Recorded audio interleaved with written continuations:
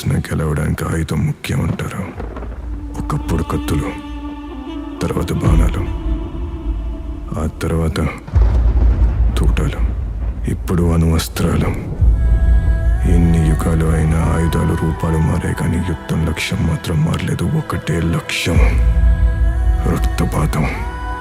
ధర్మాన్ని కాపాడాల్సి వచ్చిన ప్రతిసారి యుద్ధ భూమి రక్తంతో మునిగిపోయింది.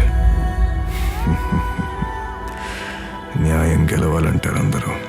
కొన్నిసార్లు న్యాయం గెలవడం కోసం కూడా అన్యాయం చేయాల్సి వస్తుంది. నేను రెడీ, వస్తున్నా.